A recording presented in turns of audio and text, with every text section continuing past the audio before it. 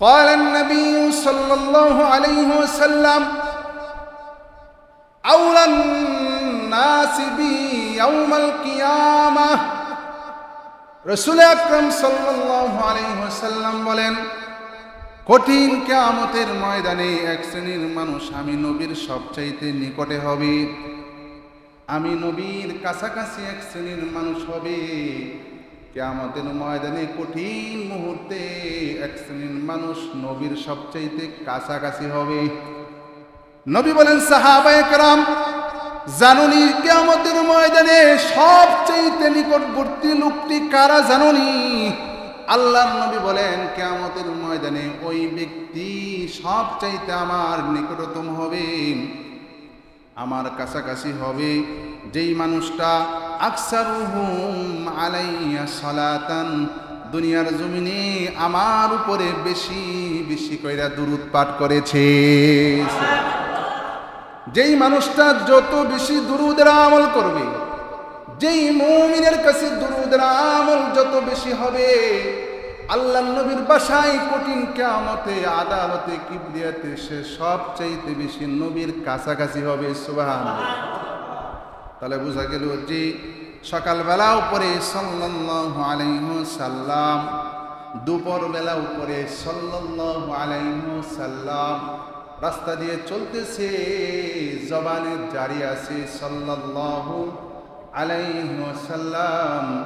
রাত্রে বেলায় বিছানায় গেছে, নবীর উপরে মুমিন দুরূদ পয়রা পয়রা ঘুমাই সাল্লাল্লাহু আলাইহি ওয়াসাল্লাম।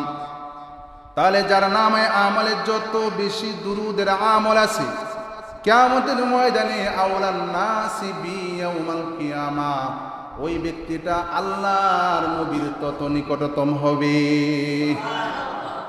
শুধু তাই না, নবী মুহাম্মদুর রাসূলুল্লাহ সাল্লাল্লাহু আলাইহি ওয়াসাল্লাম বলে, মোরে দুনিয়ার উম্মতের দল, এমন কিছু দুরূদ আছে, এমন কিছু দুরূদের আমল আছে, যেই দুরূদগুলা পড়লে, যেই দুরূদের আমলগুলা করলে নবী মুহাম্মদুর রাসূলুল্লাহ সাল্লাল্লাহু আলাইহি ওয়াসাল্লাম বলেন, কিয়ামতের ময়দানে আমি নবীর উপর ওয়াজিব হয়ে যাই ওই দুরূদ পড়নেওয়ালাকে সুপারিশ কইরা আল্লাহর জান্নাতে পৌঁছায়া দেওয়া। তাহলে এরকম দুরূদ জানার দরকার আছে না নাই? যেই দুরূদ পড়লে নবীর উপর সুপারিশ করা কি হয়ে যায়? ওয়াজিব হয়ে যায়। আল্লাহর নবী বলেন, ওয়াজাবাত শাফাআতি, আমার জন্য ওই মুমিন দুরূদ পড়নেওয়ালার জন্য সুপারিশ ওয়াজিব হয়ে যায়। এমন একটা দুরূদ আজকে আপনাদেরকে শিখায়া যাব, এটা বেশি বেশি করে পড়বেন আর আমল করবেন। নবী মুহাম্মদুর রাসূলুল্লাহ আপনাদেরকে সুপারিশ কইরা আল্লাহর জান্নাতে পৌঁছায়া দিবে। আল্লাহর নবী বলেন, যদি কোনো মুমিন এই দুরূদটা বেশি বেশি কইরা পড়ে, আল্লাহুম্মা সাল্লি আলা মুহাম্মাদিন ওয়া আনজিলহুল মাকআদাল মুকাররাবা ইনদাকা ইয়াউমাল কিয়ামাহ।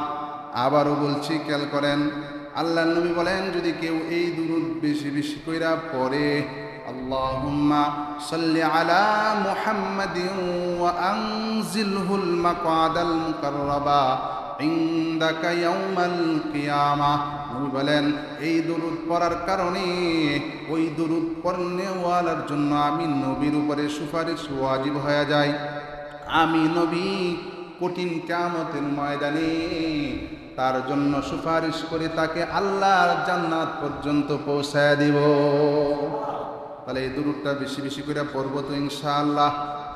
শুধু তাই না, যে কোনো দুরূদের আমল যদি মুমিন করে, আল্লাহর নবী মুহাম্মদ আরবি সাল্লাল্লাহু আলাইহি ওয়াসাল্লাম বলেন, যেই মানুষটা বেশি বেশি করে দুরূদ পড়ে, ওই মানুষটা যতক্ষণ নবীর উপরে দুরূদ পড়ে ততক্ষণ পর্যন্ত ফেরেশতা তার জন্য রহমতের দোয়া করতে থাকে। সুবহানাল্লাহ।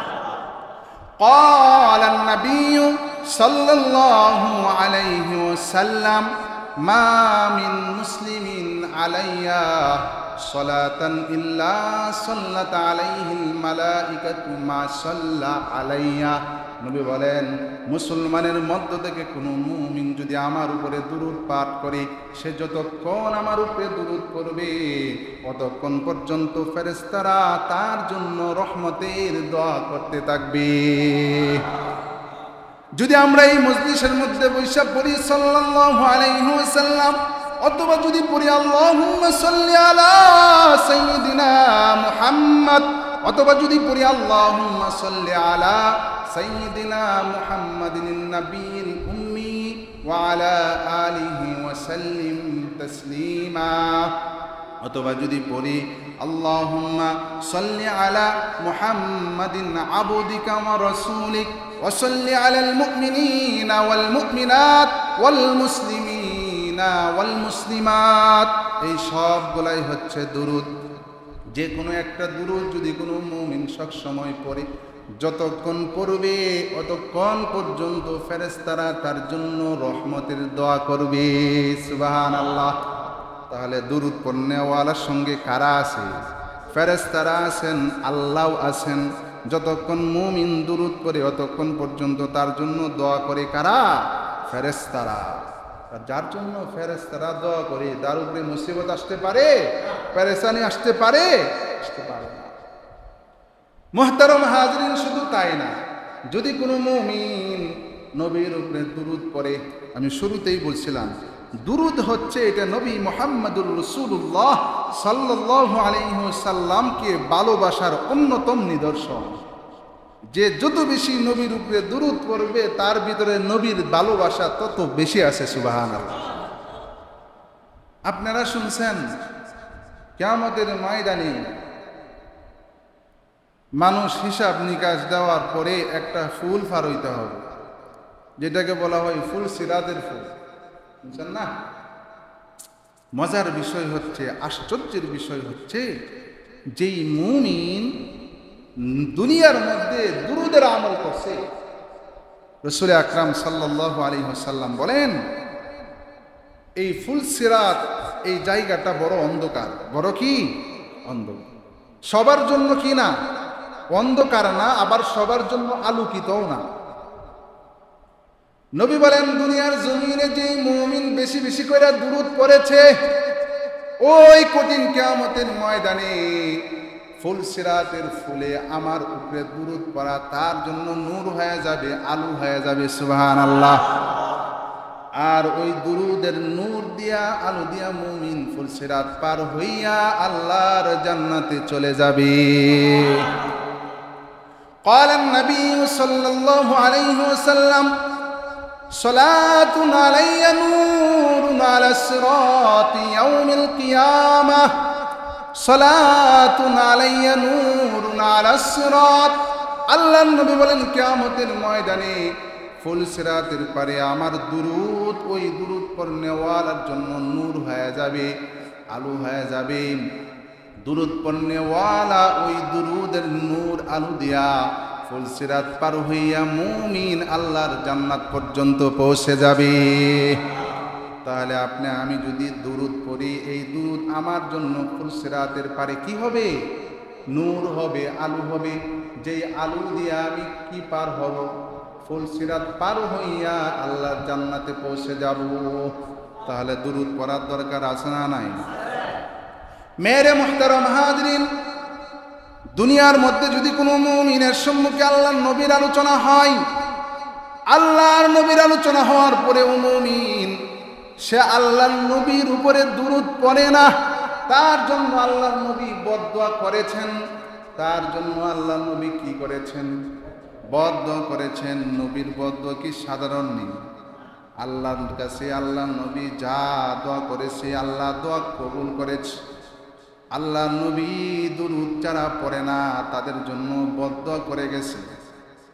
হাদিসের মধ্যে আসছে যে মুমিন রাসূলের নাম শোনার পরেও দুরূদ পড়ে নাই, নবী বলেন সে ধ্বংস হোক, সে অপদস্থ হোক, সে লাঞ্ছিত হোক। নাউজুবিল্লাহ।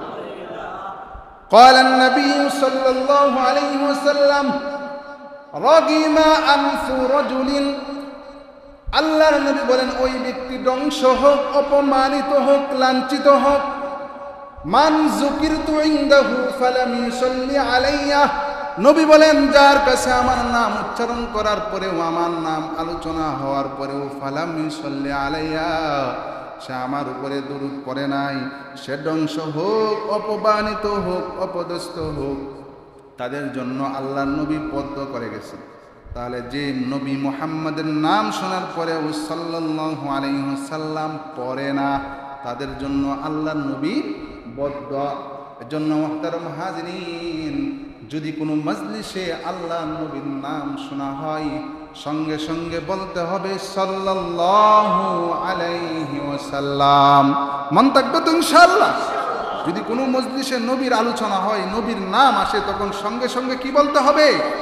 সাল্লাল্লাহু আলাইহি ওয়াসাল্লাম। সাহাবায়ে কেরামের নাম শুনলে রাদিয়াল্লাহু আনহু। মন থাকবে তো ইনশাআল্লাহ?